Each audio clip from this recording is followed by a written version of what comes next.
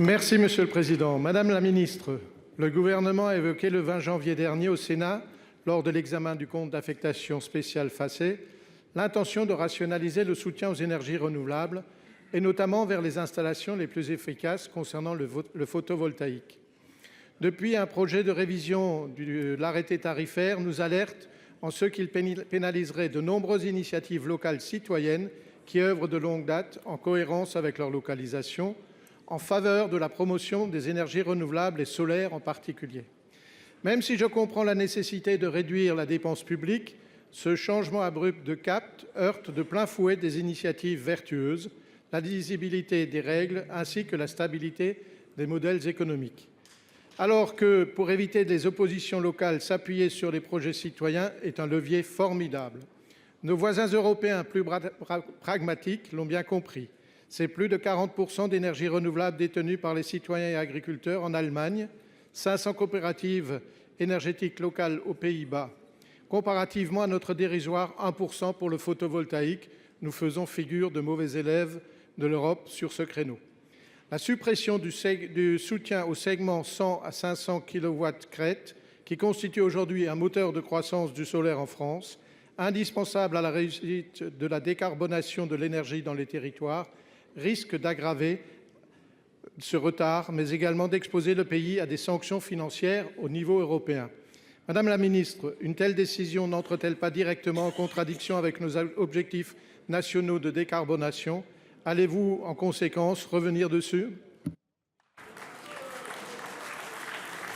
Pour vous répondre, la parole est à la ministre déléguée chargée du commerce, de l'artisanat, des petites et moyennes entreprises et de l'économie sociale et solidaire. Madame Véronique Louwagie, vous avez la parole. Merci Monsieur le Président. Mesdames et Messieurs les sénateurs, Monsieur le sénateur Claude Guerne. 3 éléments pour répondre à vos questions. Le premier, c'est rappeler que l'État soutient depuis de nombreuses années tout ce qui concerne le photovoltaïque sur les toitures.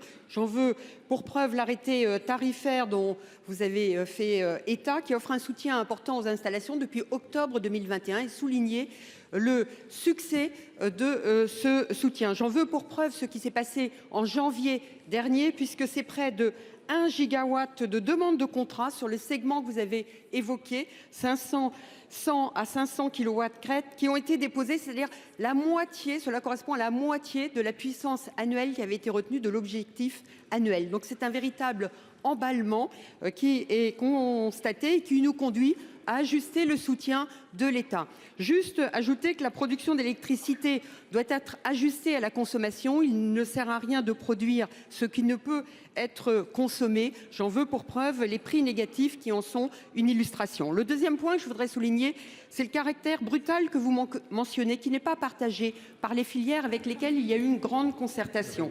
Le tarif d'ailleurs proposé au prochain trimestre de 95 € mégawattheure est compatible avec le développement de la filière. Les acteurs nous l'ont d'ailleurs confirmé. Le troisième point, c'est que la filière elle-même a proposé des solutions alternatives à la baisse des tarifs de rachat pour atteindre nos objectifs. Pour les installations que vous mentionnez de 100 à 500 kW crête, un appel d'offres simplifié permettrait de contrôler le volume soutenu avec un tarif viable économiquement pour les projets. Les discussions sont en cours, elles vont se poursuivre d'ailleurs demain au sein du Conseil supérieur de l'énergie et nous continuerons le dialogue avec la filière pour que le développement du photovoltaïque auquel nous sommes très attachés soit compatible avec les besoins énergétiques du pays. Et je suis sûre que vous partagez ce sentiment. Je vous remercie. Merci. Monsieur Kern.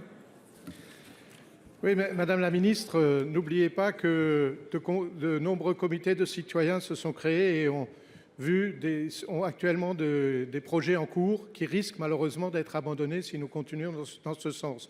Alors j'espère que les discussions qui sont en cours, comme vous l'annoncez, iront dans le bon sens.